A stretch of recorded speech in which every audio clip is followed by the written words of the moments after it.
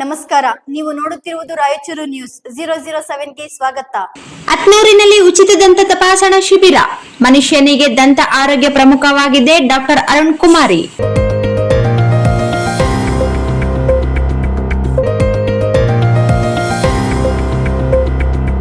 ಹಲ್ಲುಗಳ ಸ್ವಚ್ಛತೆ ಕಾಪಾಡಿಕೊಳ್ಳುವ ಜೊತೆಗೆ ಸೊಪ್ಪು, ತರಕಾರಿ, ಹಣ್ಣು, ರೊಟ್ಟಿ, ರಾಗಿ ಮುದ್ದೆಯಂತಹ ಖನಿಜಯುಕ್ತ ಆಹಾರ ಸೇವಿಸುವುದರಿಂದ ಹಲ್ಲುಗಳ ರಕ್ಷಣೆ ಆಗುತ್ತದೆ ಎಂದು ದಂತ ವೈದ್ಯಾಧಿಕಾರಿ ಹಾಗೂ ಪ್ರೊಫೆಸರ್ ಡಾಕ್ಟರ್ ಅರುಣ್ ಕುಮಾರಿ ಅವರು ಅಭಿಪ್ರಾಯಪಟ್ಟರು.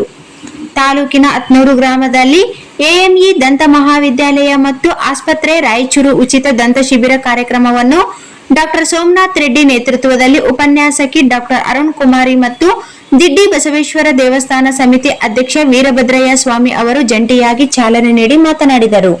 ಹಲ್ಲುಗಳ ಸ್ವಚ್ಛತೆ ಕಾಪಾಡಿಕೊಳ್ಳುವ ಜೊತೆಗೆ ಸೊಪ್ಪು, ತರಕಾರಿ, ಹಣ್ಣು, ರಾಗಿ ಮುದ್ದೆಯಂತಹ ಖನಿಜಯುಕ್ತ ಆಹಾರ ಸೇವಿಸುವುದರಿಂದ ಹಲ್ಲುಗಳ ರಕ್ಷಣೆ ಆಗುತ್ತದೆ. ಮಕ್ಕಳಿಗೆ ಪೌಷ್ಟಿಕ ಆಹಾರ ಸೇವನೆ, ರಕ್ತಹೀನತೆ ನಿಯಂತ್ರಣ, ದುಶ್ಚಟಗಳ ನಿಯಂತ್ರಣ, ವೈಯಕ್ತಿಕ ಸ್ವಚ್ಛತೆ, ಆರೋಗ್ಯ ಕಾಪಾಡಿಕೊಳ್ಳುವುದು, ಸ್ನೇಹ ಕ್ಲಿನಿಕ್ ಒಳಗೊಂಡ ವಿಷಯದ ಬಗ್ಗೆ ಮಕ್ಕಳಿಗೆ ಸಲಹೆ ಕೊಡಲಾಯಿತು.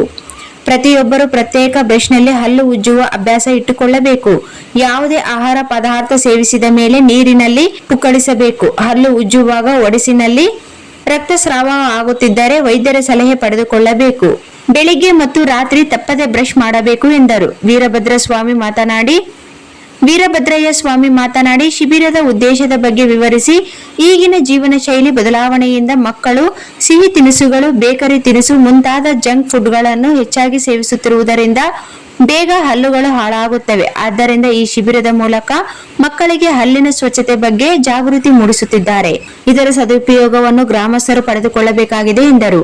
ಸರ್ಕಾರಿ ಉರ್ದು ಶಾಲೆ, ಸರ್ಕಾರಿ ಹಿರಿಯ ಪ್ರಾಥಮಿಕ ಶಾಲೆ, ಪ್ರೌಢಶಾಲೆ, ಶ್ರೀ ಶಾರದಾ ಹಿರಿಯ ಪ್ರಾಥಮಿಕ ಶಾಲೆ ಸೇರಿದಂತೆ ವಿವಿಧ ಶಾಲೆಯಲ್ಲಿ ದಂತ ಶಿಬಿರ ತಪಾಸಣೆ ನಡೆಯಿತು. ಈ ಸಂದರ್ಭದಲ್ಲಿ ಡಾಕ್ಟರ್ ವೈದ್ಯಾಧಿಕಾರಿ ಸೋಮನಾಥ್ ರೆಡ್ಡಿ, ವೀರಭದ್ರಯ್ಯ ಸ್ವಾಮಿ ಅತ್ನೂರು, Mahadevappa Gowda, Sanna Iranna post, Rajashekar Patil, Shankar MS, Prakash Sajjan, Basanagouda, Manjunath Shetty, G Manjunath, Gangaiah Swamy, HOD doctor Arun Kumari, Damini, Asha, Chhaya, Mamata, Harshita, Preksha, Neha, Bhavana, Niharika, Nafees, ಆರೋಗ್ಯ ಇಲಾಖೆ ಸಿಬ್ಬಂದಿಗಳು ಸುನೀತಾ, ನರಸಿಂಹಲು, ರಮೇಶ್ ಸೇರಿದಂತೆ ಗ್ರಾಮಸ್ಥರು ಭಾಗವಹಿಸಿದ್ದರು.